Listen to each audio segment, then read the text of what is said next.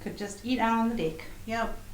Thank goodness we're in Queensland, because I'm pretty sure everyone in every other part of the country is still shivering. I know, but it's coming back. So we've got 4 or 5 days of rain now, so it's like, that's okay. Prepare yourself for flooding.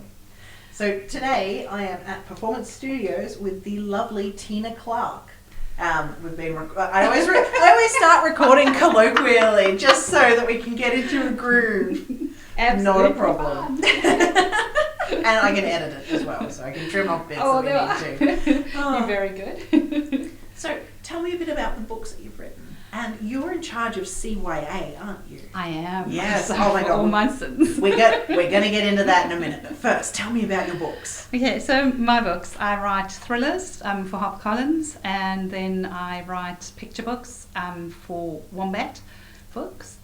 And yeah, my very first publication, which was back in 2005, was actually for Macmillan. Oh, no way. So yeah, but my adults and children are separate. Do you have a pen name? I actually kept my same name, so TM Really? is my real initials. So yeah, so Tina Marie. But I get lots of. It's so funny because I think marketing decided I was going to be the trademark, TM. Yeah. So. Like it. Yeah. I like it. So they went TM, and that's what it is. So they just went. It's quite a male-dominated genre I'm in. Yes. So they wanted me to be quite ambiguous of what I was. Yeah. Same thing that they did with J.K. Rowling. Yes. Yeah. So It's a thing that's done with a lot of female authors, which is interesting because some of the best thriller and horror writers, I know they're different, Yep. but some of the best ones are women. I don't even say some of them. The majority of the best ones I've read are women. So I don't the perception there is very. It's very strange. It feels very dated. It does. I think it comes from like the 60s and 70s. Yes. And then they just haven't grasped the concept yet that, women are kind of, snuck in there and yeah, we can staying be there. dark too. We can be scary. Hell hath no scorn, like a what is it? Hell hath no fury, like a woman scorned. Absolutely. So tell me a bit about the thrillers that you write. Are they more contemporary? They are contemporary. They're always based in Africa, so I write African contemporary. And your accent, you sound South African. So I was born in Zimbabwe, lived in South Africa, lived in England, but I've been here for 22 years.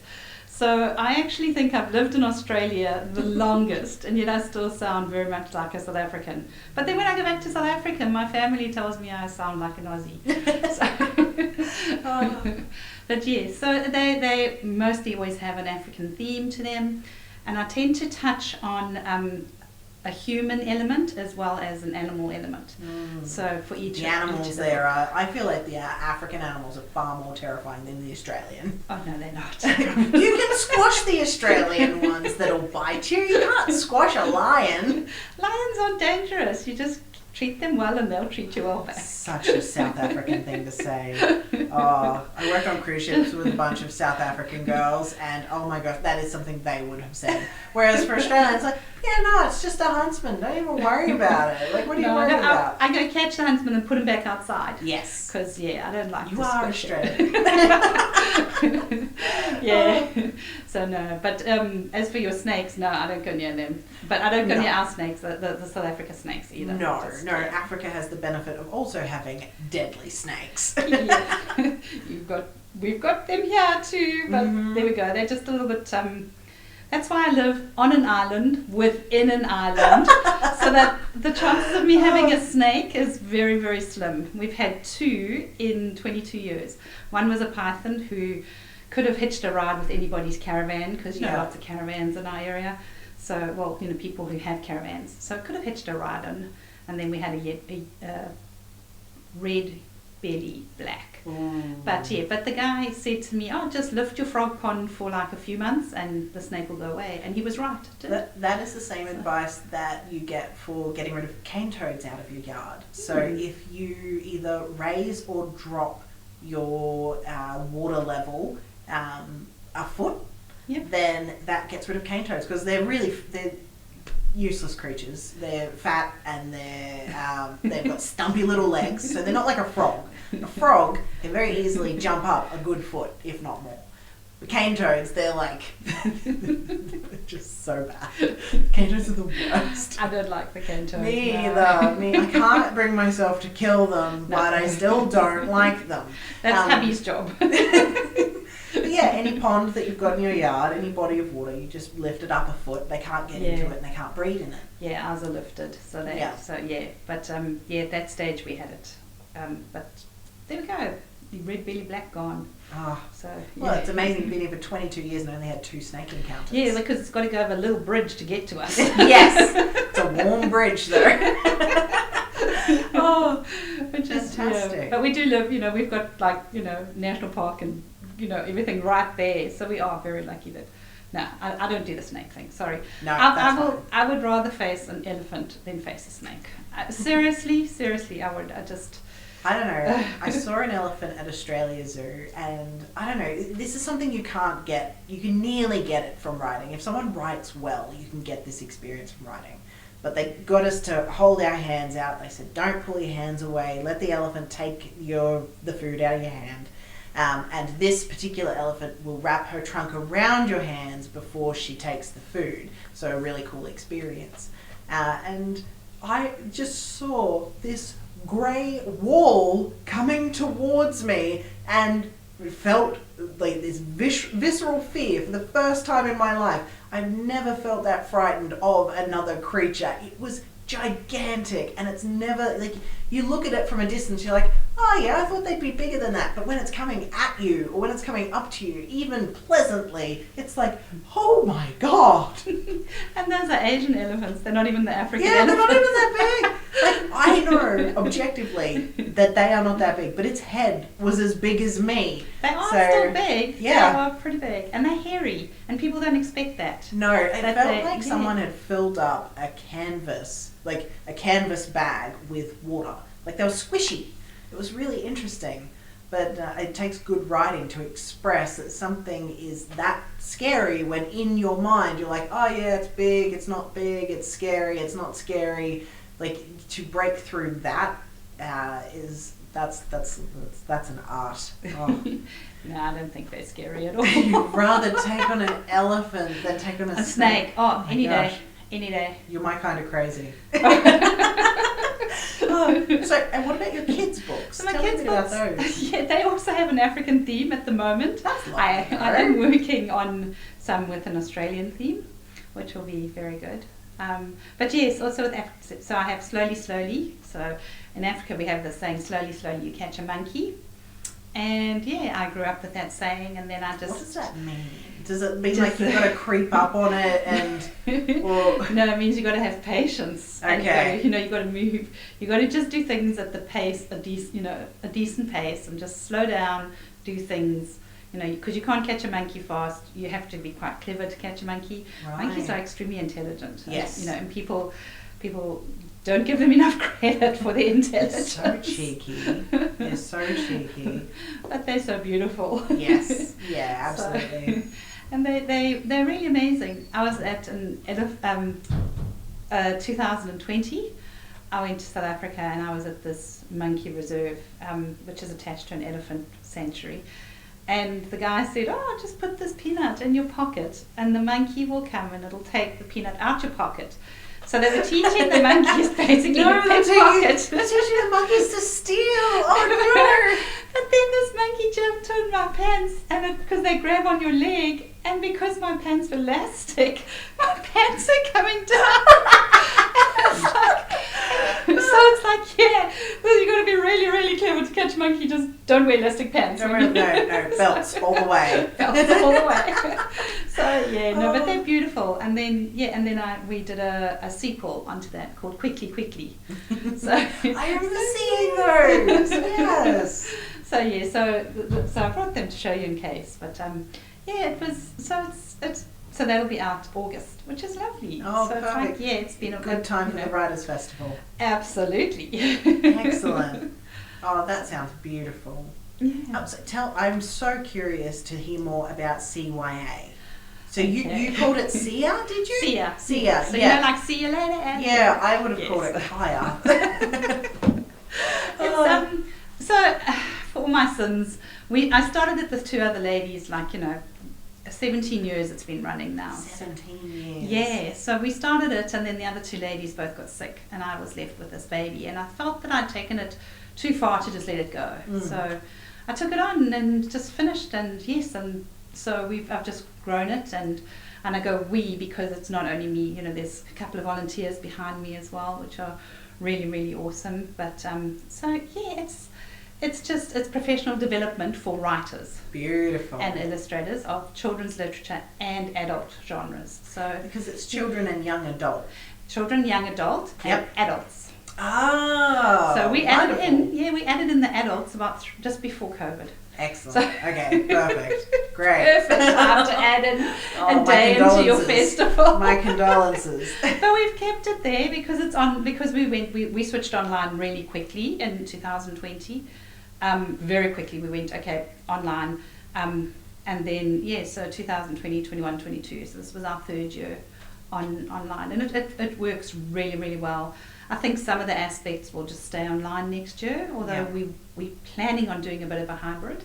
It's nice to have a hybrid model, because it makes you more accessible to a wider audience. So it's like having digital books or having digital audio books, rather than having physical copies all the time, or having the ability to print them makes a big difference. It does. Being able to go wide is just something that I think that it makes the world connected. Absolutely, and that's exactly what's happened. The world is connected with us. So we have people from the US, we have people from the UK, from Malaysia, from Singapore, from France, from Papua New Guinea, from South Africa. There's a couple of other countries I probably missed, but so a lot of people actually connected with us and did the conference because they can just do the videos whenever they want to do the video. Well, within 7 days. Yeah. We only give people 7 days because we go, you've invested this money, you have to watch it. Because if you give me a year to watch something, it's like, forget I've about got that now, don't even worry about it. Yeah, that one. But if I know I've only got 7 days, then I make the plan and I go, I will watch it. Yeah. So a lot of it is because I'm an author and I know what I'm like. Yes. Yeah, and I think knowing yourself means that you're able to help you and other people jump over the same hurdles. Absolutely. So what does CYA focus on? It focuses on basically professional development. So as a writer, you learn craft. As an illustrator, you learn craft. Yep. Depending on where your genre is, it's all about the craft, and it's about the nitty-gritty behind it. So we have editors and agents there. It's about the networking, so that the professional people can actually meet the authors and the illustrators, and getting the Australian networks working. I love it. The connectedness, that's what the Logan Writers Festival is all about. I wanted all of the people that love to read to meet all the people that love to write. But I also wanted all of these writers to come together and meet each other, because the rising tide lifts all ships. By sharing our experiences, by sharing our knowledge, by sharing the tools that we've used and giving honest reviews to each other about them. It keeps the industry at its top. It weeds out anyone that could be a scam artist, and it also helps everyone be like, oh, I didn't think that was something I could do. I didn't think that this was someone I could contact. Oh my gosh, it's so good. Now I can do that. Yes, and it absolutely. just makes such a big difference. Finding those different pathways. Yes. Because there's not only one pathway to publication anymore. Never. There's so many different pathways now, and I think that's what is actually so awesome with the digital age and with what's gone on is and we had, for example, this weekend we had Debbie Lee from Ingram Spark. Yes. And so cool. She's lovely. And then we had a couple of the editors. So we had editors from Affirm Press, from UQP, and from Hachette. And they were chatting about how the industry is not really, the trade industry was going, it's really too close to COVID to be printing books on COVID. And then Deb had the absolute opposite. Those romances about COVID coming out. But those are mostly indie published. They're not published through a trade publisher. No. And that's what the trade publishers was going, but they are still going, no, it's too soon. So you've got your different gatekeepers. And then Deb was actually saying that they've got an anthology of people's writing during COVID. So it's almost like a historical significant like book that somebody has put together and, done, which is really, really incredible. So you've got all the different, all the different paths as well, and all the different opinions within the industry, which is just, really, really amazing as well. So I think that the industry has grown a lot in 22 years. I think that it's changing a lot all the time. But I also think it's just as lovely to be in this industry as it was when I very first started writing. So absolutely, it's good. I think that stories are such a fundamental part of humanity, and it doesn't matter how the industry will change. People crave stories, and there's a big difference. Like, a lot of people are frightened about AI writing stories, and it really doesn't matter how good an AI gets, because they can get perfection. But it's the flaws that we want. It's the flaws, it's the soul connection between author and reader that's what brings us together as a community and as humans. I think so, and I think that, I don't know if an AI is going to be able to do different voice. I don't. Because, there's something that really, really touches you about an author's voice, and you'll follow an author because of the way that they construct a sentence, and the way that they say certain things, and I think an AI, like you said, is so perfect. It won't get those constructed sentences like the wrong way around. Mm-hmm. Like, I know, like, I often find that I use a double negative in a sentence. My husband, he's my first beta reader, so he often pens it out and goes, "Oh, you've used no twice in a sentence," and that comes from the Afrikaans. Having Afrikaans training at school, having double negatives in theirs. So it's really, I don't know if AI will ever get that. It's like gemstones. Gemstones, they have a colour because they have a flaw. Yes. And that's what makes them special. Yes. And I think that's, like, I do the same thing. I don't use a double negative, but I will use really weird metaphors or similes. Yes. And it's things that I have been like, I just really like that. And other people look at me and they're like, no, it's, but then they think about like, I get what you mean, but it's still like not right. And I love that. I love it because it makes them stretch their brains. Absolutely, and that's what I don't think AI will get. So I think also people are really after that personal relationship with the author now. It has become that way. They're when I after first the author started, like it's a celebrity. Yeah, when I first started writing, authors were very much with their publishers over there in their camp, and then all the aspiring authors were very much in their camp, and there wasn't much interchange going through between those published and how they'd done it and those that were trying really hard to be an author. But I think that over the, like, even when we started CYA, like 17 years ago, there was nothing for children's authors. That feels like a lifetime ago. It does. Hey, you must see it in my children. I see them go from that size to that size. I go, gee, that's where the years went. But yeah, there wasn't that exchange of information, whereas now many of the authors are actually quite prepared to go and help other authors and to share the knowledge. And I think that whole division between them is sort of, we know what it's like as published authors to be sitting there as a non-published author and in awe of somebody. I mean, I remember meeting Robin Hobb. And she was amazing. That would have been amazing. Well, anyway, first of all, I thought she was a man. She's prolific. Yeah, but my husband bought me this ticket to a lunch. I think it was at the Hilton or somewhere like that. And I was sitting there, and this little grey-haired little lady walked through, and I went, "Oh, she's a girl! She's a girl!" And I was so excited. And it was like,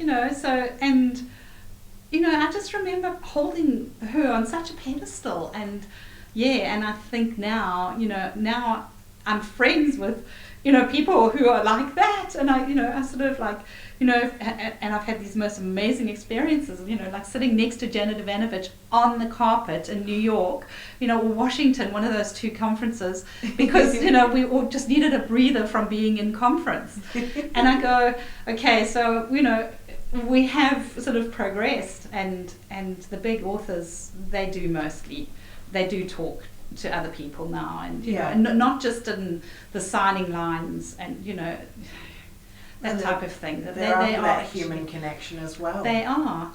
So, but it's obviously it takes away writing time, but everybody loves it because you get such energy from your readers as well. Oh, There's just absolutely. an absolute amount of energy that comes back from them. And you finish your event, you're absolutely shattered because you've done so much. Yeah. But then you're just also so energized, and you've got this creative energy just running again, which just does help. Oh, that sounds amazing. So yeah. It sounds phenomenal. And I think that's it feeds us to talk about what we love and to share what we love. Absolutely. And then there's so, like you said earlier, there's so many different paths for people to take that they're able to, you're able to piece together your own path with all of these little crumbs left by the people that you see as more successful than you.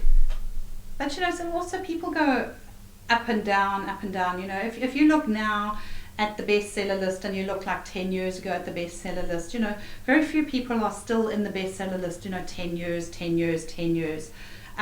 So there's always like a new wave, the big ones are still there, sitting, in there, like your Nora Robertses and your Dan Browns, they will, they are the exceptions. But, everybody else sort of goes in waves, and there's so much to learn from everybody that I think it's a good way to, just pass it on with people. And and everybody in the end is just creating a story, and that's what's so beautiful with writing, is that it's just everyone's stories. Oh, so beautiful. I love it. And like I said, it's just part of humanity, and to share these stories, nothing will ever stop us. Once you are a storyteller, they can take away the computers, they can take away pen and paper, we will write it in the dirt, we will carve it into trees. Well, you think about it, like in Africa we have obviously our sand bushmen, like either one. They would draw their pictures and tell their stories, and it was all oral, passed down. And you have your Zulu nation, who was also all passing down. It was all oral. Just because it wasn't written down doesn't mean that there wasn't the tradition of storytelling. Mm-hmm. And I go to Papua New Guinea and I see the same thing there. And these kids tell these stories of their grandparents. I go to Papandeda, and there's a volcano there. And they tell the stories of their grandparents, being bound together with this vines, so that the children didn't get lost when they were running from the volcanoes. Oh. When there was this eruption. Oh my And gosh. the kids actually tell the grandparents' stories, and it's like this has all just been passed down. And I think it's really important that people tell their stories and that they get written down so that they don't get lost. Yes. Obviously, there's the true stories like that, then there's the made-up stories like mine, but, I think that they both have their place. And the fiction stories, like true stories, have a place as a good snapshot of that person in that part of time, in that part of society, and it's great to analyse that. But fiction tells us what our values are, and it tells us what changes for us throughout history. Like you look at Shakespearean fiction or anything around that time, then you look at Jane Austen as fiction, you look at Charles Dickens as fiction, and then you can come all the way through to anything that we write in modern day fiction and what we're still valuing. So I love the examples that Sir Arthur Conan Doyle wrote the Sherlock Holmes cases, but then he also wrote, a lot of people don't realise this, he wrote dinosaur fiction. He wrote about these guys going to South America and finding a plateau that had not been touched for, hundreds of thousands of years, and there were still dinosaurs on there, and they have to escape from the dinosaurs. But then he also wrote knights in shining armor fiction. Same sort of he was able to show outside of his time, outside of. I'm not sure where the dinosaur thing came from, but it's still really cool. I love it. I'm a big dinosaur fan. I love dinosaurs. I grew up, Mum hates it. She bought me dinosaur stuff and doesn't know why I love dinosaurs. But Dinotopia was one of the books that sculpted me as a child. My son was so into dinosaurs. My one son was into rocks, and the other son was into dinosaurs. It kind of goes hand in hand with each other. But yeah, definitely dinosaurs. They're so lovely. So yeah, not that we ever get to meet them, and but Well, it's good to try and remember what they were like. I feel like when you look into the eyes of a cassowary, you're seeing a dinosaur. Yeah, I've never looked that close to a cassowary. That's one of the animals here, which I was kind of like, great respect for. And when they say don't approach the cassowary, you go, okay, No. don't approach it. No, they're not emus. They're beautiful. They're stunning, but yeah, they're definitely they're just angry. They're just always angry. I don't know why. I'm sure there's some Aboriginal folklore about why they're so mean, and I would love to hear it, but I do not know it yet. Australian's equivalent of a buffalo, because that's buffaloes. Buffalo are angry? Buffaloes I they're thought just it was. angry. I They're thought just horrible. when I think of angry in Africa, I think of hippo. A hippo's only he's only angry when you go into his territory. If you're in the water. Same thing. If you're in his water, then he gets a bit. But no, I like Mr. Hippo. I must admit. But it's buffalo that are angry. No, buffalo are just cantankerous old men. They really are. They're just. They're so beautiful. They're so strong. They're so everything that you want in a big 5 animal, but they just got tempers. Like, if a buffalo gets you in a tree, he will just sit there and he will tree you, and he will just keep you there for 2 days before he just does not give up, and then you'll think he's given up, but then you'll come down the tree and he'll come back. So wow, the epitome of a Taurus. Now you know where they get it from. That's so stubborn. Absolutely. So needlessly stubborn. I think the cassowary gets that place in Australia. Oh, I'm just trying to think. I can't remember being kept up a tree by anything more than a dog in Australia. Yeah, because everything else can climb. They'd come up the tree and get you. But you've also got, your trees are very, very slim. There's very few of them that, have lots of climbing place. You've got your beautiful figs. Yep. I feel like York. They're mine too. You can have some figs, that's fine. You got your beautiful figs that you can obviously climb everywhere, but a lot of the gum trees and even the paper barks are really they're very skinny, and there's not much to hold to climb up. It takes a bit of an art to climb them. Yeah. I prefer Banksias because they always come through knobbly and crooked. Yes. And so they're much easier to climb. But yeah, no, not many trees in Australia are very easy to climb at all. But if you throw a rope over the top, you can hoist yourself up to the first branch as long as you can reach it. But yeah, and then some trees will just drop a branch on you.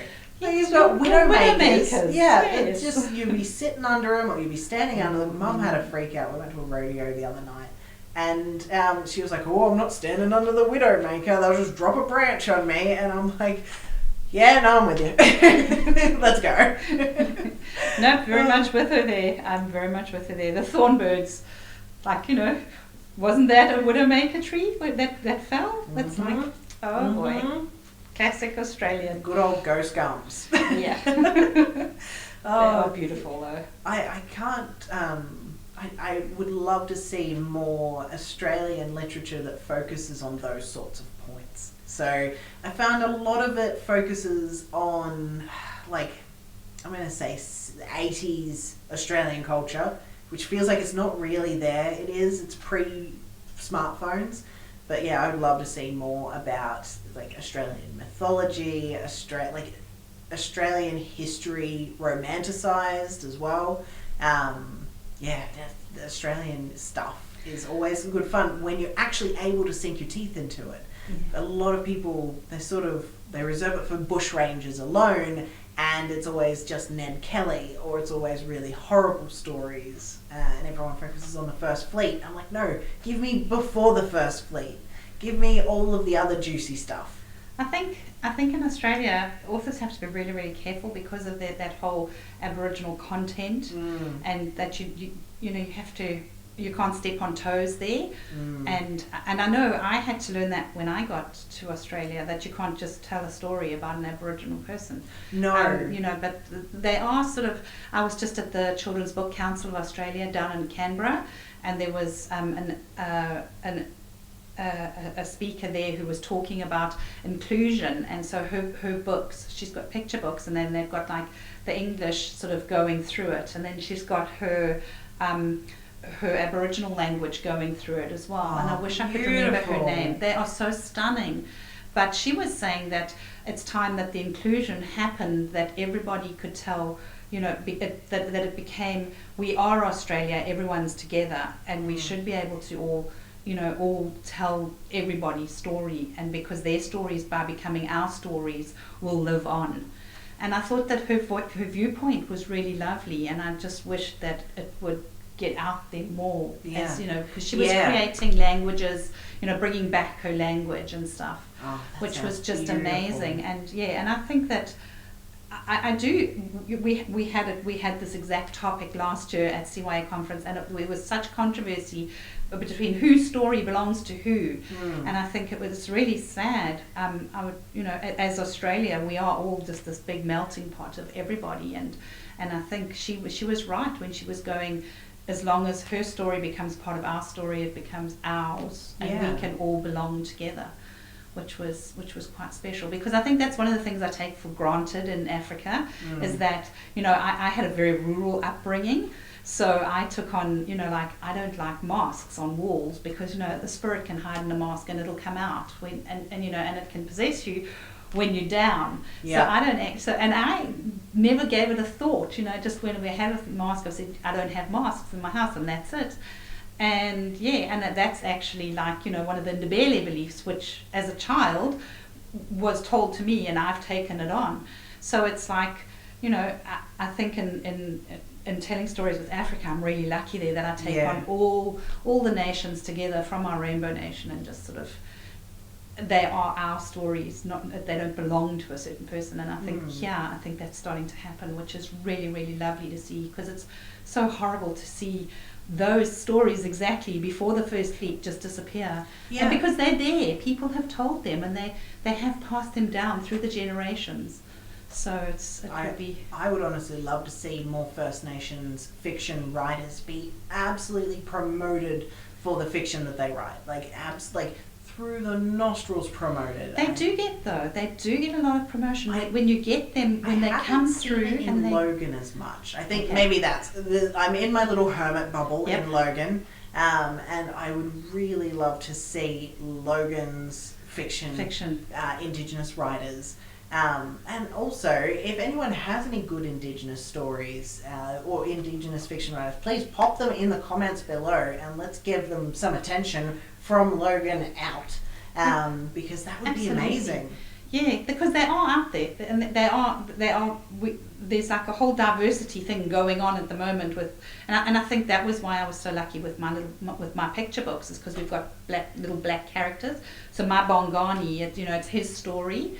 So it's just beautiful when you can be, here I'm actually an accepted, how do you say this, I'm not a minority person here. In South Africa, I'm a minority person, because I'm a white and I'm female, and they're actually in the minority there.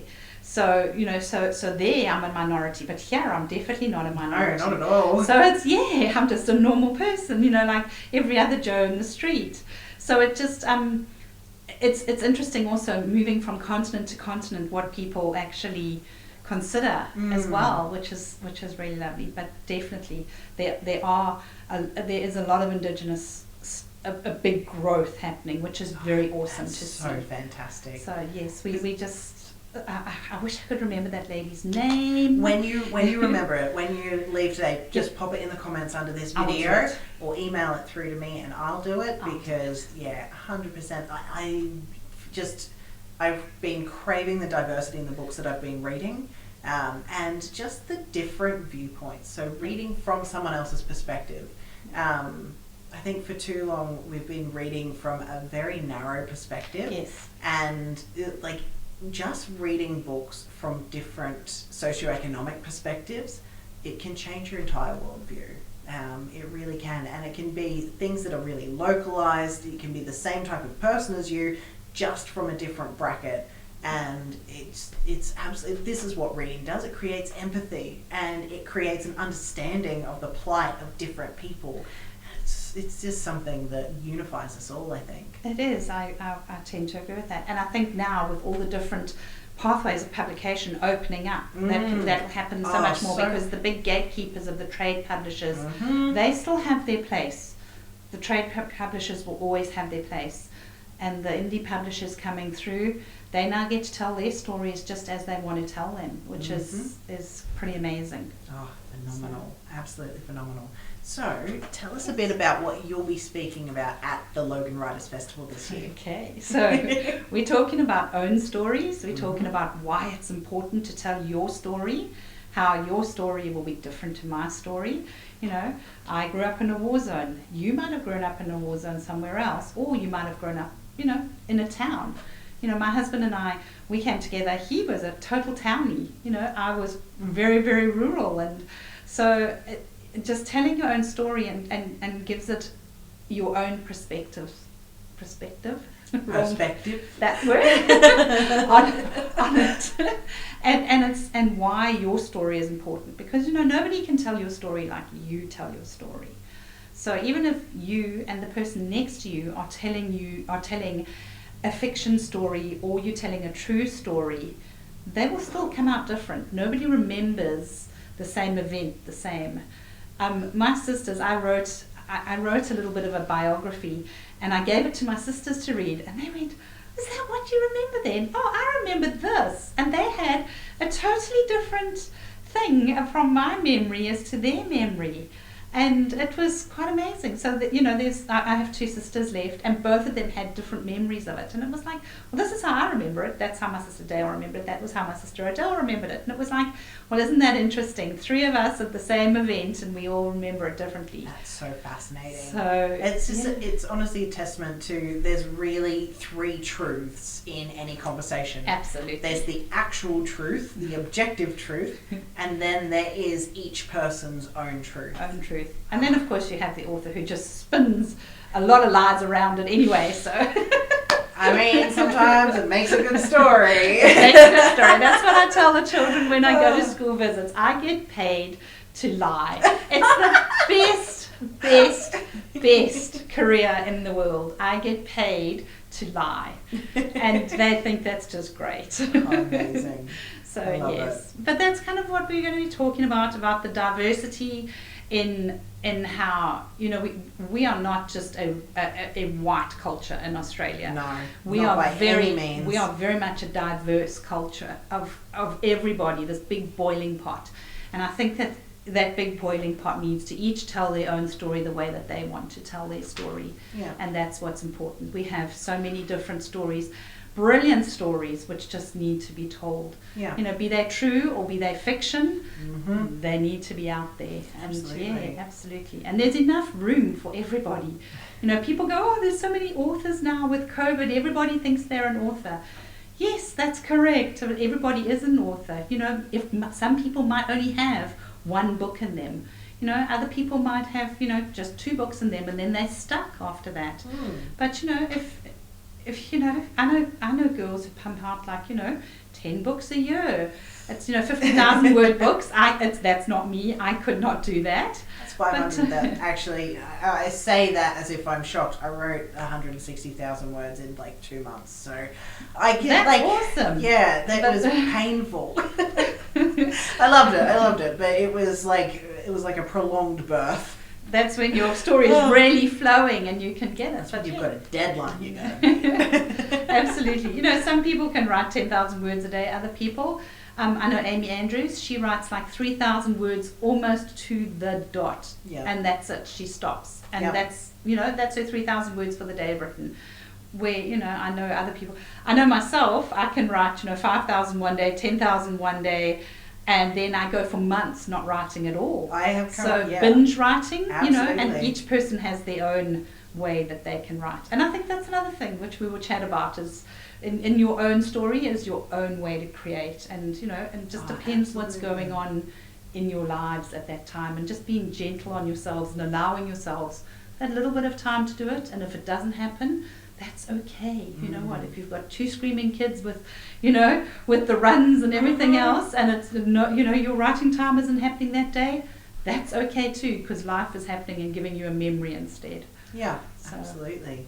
And you know what? When it comes to so many people compare themselves to every other author. They only see the diamond. They don't see what it took to dig through, to find it, to polish it, to create it in the first place. Everyone has their own story within themselves that's sculpting them. And everyone is so caught up in themselves. Absolutely. And with social media, it's even worse because people are curating what they want the rest of the world to see. You're not seeing the no makeup, I woke up at 10 a.m. and I did not go for a run face. Okay. I fell asleep with my makeup on and it's now all over the pillow. And, I binged on Macca's for 3 days in a row because I just couldn't be asked writing or cooking. So you don't see these things. You don't. All right, talking about that. All right, I love it. Amy Andrews is one of the authors I know. Okay, she's actually a very good friend as well. She did this year of selfies. All right, and it didn't matter if she had makeup on, what time of the day. Some of her selfies were so close that you could see the black pores in her skin. Some of them were like further away. She did this is me in my raw and my beauty for a year. Now one of her publishers said, Amy, it's so confronting. I get on, on Instagram and there's your face, so close. Now they were not really happy with it. But she went, you know what? That's me, I don't care. And she got so many people who are now readers because of her rawness and because she just showed the real her. And that was just basically, she said, I'm going to do this for a year and just see what happens. And that's what happened. And people will accept you as you are. One of my posts which went totally viral was the comment. I made a comment about having irritable bowel syndrome and what effect it was having on me. And that is, as an author, and that was one of my posts which went totally viral. And it wasn't about anything about being an author. It was just, how this is really draining and just taking all my energy and so that the humanness. And I think that's what readers really love, is when they find an author who isn't just all Barbie doll plastic all the time, and that they are real and that they actually do say things and super shining millionaire. I think that's when we get faced with a lot. It's this person looks like they're making bucket loads of money from just writing alone. Yeah. And it's not true. No. It's not true at all. I've been writing been published since 2005. My adult book started in 2013. So, and so I'm just very lucky that I have a very professional husband who, yes, if I would say until 2 years ago, it looked on track that if I was a single person, I could have supported myself. But I don't live a single life. I have 2 children. At that stage, I had 2 children in university. I have a husband. I have a house with a mortgage. Yeah. And but might surprise some people authors have also, a lot of people also have a real job and they write as well as do their real job. Many authors I know do that. Many are self-supporting as well, but have given up that professional job. But there are Australian authors who do support themselves on what happens, but they work really hard. They treat it like a full-time job, and they're also hungry to make sure that is the life they're living. Absolutely, and people who are doing it are prolific, and they are putting out 4 trade books a year or 5 trade books a year, or they're doing indie publishing and they're putting between 6 and 10 books a year. Yeah, that's me. So not 10 books a year, but you don't realize how much time you spend marketing. Yes. And even as a traditionally published author these days, you still market. You don't just land a manuscript for them and then say, okay, thank you, give me my royalties. You have to market. You go to book signings that you organise, you take care of your email list, you email out regularly, you design your newsletters, you do your social media marketing, and you know your target market. And you write. And then you write. Because that's the most important. Without that product to sell in a year's time, you have to write another book. Yeah. So my first book took me 10 years to write. My second book was already partly written, so that was okay because it was a year, and the third book was the same. That was mostly written. The first book is always the longest. It takes you the longest to write the first book. But then, I've had like a 2-year gap before, and now I've got another couple of years gap now. And people go, everyone's going to forget you. But I don't believe that in this world that authors just get forgotten anymore. No, your stories touch someone. Yeah. And I think once you're back on the shelf, your readers will go, oh, there she is. I wonder what happened. Oh, there he is. You have to have them poised to remember you, though. That's one of the key you don't always things. know that you're going to have these, these times off. Sometimes it just, life happens, and I think that's also important with a creative career, is knowing that sometimes, despite all your best intentions, things just don't go right. And it might be in the publishing, it might be, COVID hit. I know somebody who had his first US release on the day of 9/11. So, that book sunk. No. Of course it sunk. Yeah. And it's like, that's not his fault. But publishers, they go, oh, look at that book. It didn't make it. So, sometimes despite everything that you do as an author, sometimes your book just sinks. So which is really heartbreaking for everybody involved, and that's for the publishers as well as for the authors. But you just got to get back on that horse and write another book. Yes. Yep. I always find that so many people, after we finish filming, this is a secret for you. After we finish filming, the first thing they say is, oh yeah, everything's going really great. I just need help marketing. And for me, I'm like, okay, so do you know who your target market is? Do you have your customer management system up? Do you know who's bought your book and who's finished reading it? Who's left a review? Like, I'm in touch with these elements, because that then means that you're able to promote your book again and be like, well, I released my book in a really terrible spot. Let's try this again, and you can get in touch with your people and your audience more, because you really only need 1,000 dedicated fans, 1,000 true fans of what you do, and put out about $50 worth of something a year. They'll buy it, and that's 50 grand for you a year. So just treat those 1,000 like gold. Get those 1,000. Write your list. And that's it. Own your list. Don't rely on Facebook to keep a list for you. I know my cousin lost his whole Facebook page. So he had like 14,500. So he's the Black Mamba. Yep. And he's a singer, and he had 14,000, maybe even more on his page. And his page was hijacked, and he lost his page. I had a beautician that had the same thing. She had like 4,000 people on there, and didn't have their emails. Yep. Just didn't have their emails. Yeah, so same thing. So I've seen it happen. So have the people's emails, make an email list.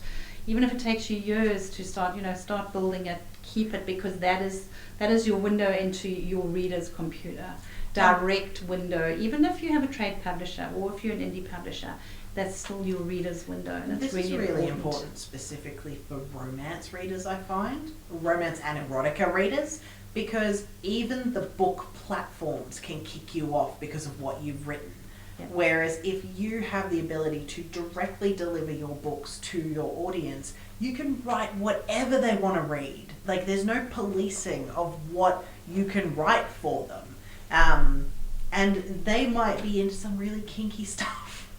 But Amazon will kick you off for that, or shadow ban you from it, so none of your stuff will get seen. And yeah, for me, if you're trying to be the best you can be, it's so important to have that list, to be able to manage that list. Absolutely, have that list. And because if you don't have that list, if the rules change, So if everything except for, it's like, I use America as a terrible example, but with them getting rid of so many human rights and them threatening to peel back voting laws depending on race, like, it's horrific. So if Amazon chose to do that, so Amazon is not government, so they don't have as much pushback, and they can say and do whatever they want. Facebook is not government either, and they can do and say whatever they want. And people hijack pages on Facebook, and then your data can get stolen. Absolutely. So have your list. Please have your email list. Encourage the people on your social media for this reason alone, so that you don't lose each other to go onto email. Absolutely. I agree with that wholeheartedly. Having seen it firsthand and witnessed him having to rebuild everything. It's devastating, because all of these people could have been there passively as well. They're like, oh yeah, like, I really like this stuff. I like it when it comes up. But if, like, you never find them again if you lose them. Yep. Yeah. Absolutely. So imperative. Well, I'm looking forward to the festival. I'm so glad you're part of it. Honestly, thank you for having me at the festival. It's going to be awesome. Beautiful. Well, where can people find more of you? If you look on my website, it's tmclark with no e.com.au. Beautiful. Yeah. I'm glad you specified with no e. I have to. Because, names get spelled differently, so. Definitely. Absolutely. And so you will be able to see Tina on the 9th and 10th of September this year at the Logan Writers Festival. You can ask her all the questions you have about CYA, and you can pick up some of her books. Now, please, just before we finish, let's see your books. You've got a bag there of goodies. I brought a bag of books. Show me your bag of goodies. Okay. All right. So. All right. You can line them on my laptop. I can put them. No, I can't put them on your laptop. That was actually for you. That one. Oh, thank you. All right, so the cover is beautiful. Look at this cover. All right, so there we go. We'll start with number 1, okay, because it's quite fascinating to see where an author's journey. Okay, so that was my very first, my very first book publication, because I had magazine stuff done before. So there we go. That was number 1, and then I had my novel, which took 10 years, My Brother But One. This is the 10-year one. I can see a lot is flagged here. Okay, I am dyslexic. And the interesting thing with that book is it actually went up for a Queensland Literary Award. And that is all the mistakes in the book, which then got corrected in the 2nd edition. You know what? It's better than a lot of other people. But that was quite interesting, because it had gone through a trade publisher, and there was still that amount, because the trade publishers do rely on the authors to do a lot of the copy editing. So now in my contract, we do have that 2 editors look through my stuff. So beautiful. It does. Some things you can't, you can try and work around, and that's one of them. All right, then we had Shooting Butterflies came next, and then we had Tears of the Cheetah after that. I love it. Cheetahs always look like they're crying. Cheetahs are always beautiful. They do. That's their tears. They stained into their face. All right, then Child of Africa, which is that's got to be one of my favorites, because although it's got a rhino on the cover, it's actually got an elephant, which in the story goes through with an elephant, and you get the elephant's point of view. Ooh. But there is also rhinos in it. But there we go. I love rhinos. At Australia Zoo, I saw them like using a wire brush on the rhino's belly to give him a scratch, and he rolled over like a dog, and he just had all his legs up, and he was so cute. I'll never forget that. They also, they can also be, the black rhino can be extremely stroppy. Yes. Right up there with the buffalo. But the white rhino, they're pretty cute. Nature of the Lion is probably the hardest one, I think, for me, because it was about shooting people. It was about a rogue hunter who had taken on the apex predators. Now he's gone and taken on people as well. So yeah. And then my last one was Cry of the Firebird. Which was about the flamingos, but it was also the journey of somebody getting Alzheimer's. And when I did the research for that, my mum actually was diagnosed as having it. So it was a pretty horrific book for me, to hand in and do it. And then, of course, I've got my picture books, which, Beautiful. as lovely as my adult books are, I always love my picture books. Slowly. Yeah, so that was slowly with the beautiful Helene Magison, who's also a Queenslander, is the illustrator. And then I was going to ask you to illustrate your own books. No, and I can't even draw a stick man. And then we got Quickly, which comes after it. So that launches in August, which will be amazing. This is exciting. Yes. So they're going. Wonderful. And then slowly has actually come out in paperback as well. So this is what every picture book author wants, like their book to come out in paperback as well, because it means, it can mean you've made it. No, not quite. It means it's more accessible. It's a cheaper price range, and people can, because these are really expensive. They're $30 a book. Mm-hmm. I mean, that's like $16 a book. So that's just it makes a big difference. It makes a big difference. If you're buying Christmas presents for somebody to go and pick up, 2 books like that instead of one book, it does make a big difference. As much as I absolutely love the hardcovers, it's like, it is more practical to have paperbacks for that reason alone. Yep. But there's something super special about they a hardcover. don't last. The paperbacks do not last. My Slowly came out in 2017, so I have basically taken my author copy around the world. It's gone to Papua New Guinea, it's gone to South Africa with me, it's done school visits in both places, and my author copy of that book still looks really good. Yeah.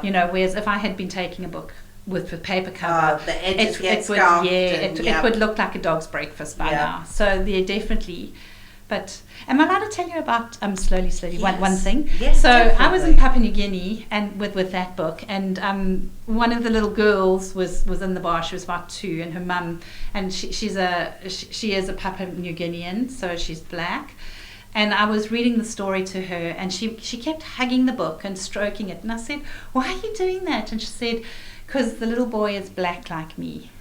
And her mum and I went through her books, and she didn't have any books with a black character, and they were all white. Goodness. So the diversity of having different stories told, and that's one of the the things which we're bringing up at the festival is having these.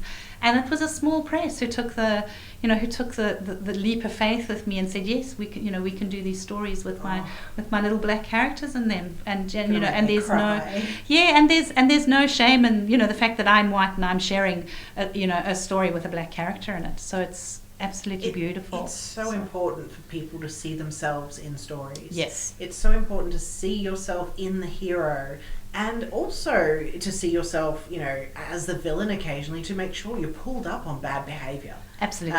Or antisocial behaviours. But it's so incredibly important to see the good in you represented in the media that you're reading and watching and listening to. Yep. It makes such a big difference. Oh, that's and I had never thought of that it. story. I had never thought of it because I'm Rainbow Nation, as we call South Africans. Yeah. We just see everybody as who they are, and for me, my character's name was Bongani, and he was my story, and I never thought of it until she sat on my lap and did that, and then I went, wait a minute, this is actually significant. So it's I guess we're always learning as authors as well what things happen, and I've always written multicultural books. I just never knew that was special. Yeah. That is magical. Yep. So please go and grab your copies for your kids. So slowly and quickly. And for all of the adults, you can have a nice thriller series. This looks beautiful altogether. Except this one's a different size. I do. So the first 3 came out in that size, and then they were put into B format. So a B format is like your pocket. And long, so your pocket size. So my first 3 books are in that format, and the other 3 after that haven't come out in B format. So yes, so it drives some people nuts that they're all different sizes. But yeah, that is just how it is. I do have the proper size of that one. I just seem to have picked up the B format. So there we go. Well, thank you. Thank you so much for coming down. This is I know it was a bit of a hike. That's okay. So I'm really grateful that you could make it down, and I'm so you. happy that you're part of the festival this year. Thank you for the invite. Your talks are going to be amazing. Thank you. You'll be able to see Tina on the 9th and 10th of September at the Logan Writers Festival. So make sure you have your tickets. And make sure you go and get copies of Tina's books. They look amazing. I can't wait to sink my teeth into one. Oh, thank you. We'll see you later. Bye.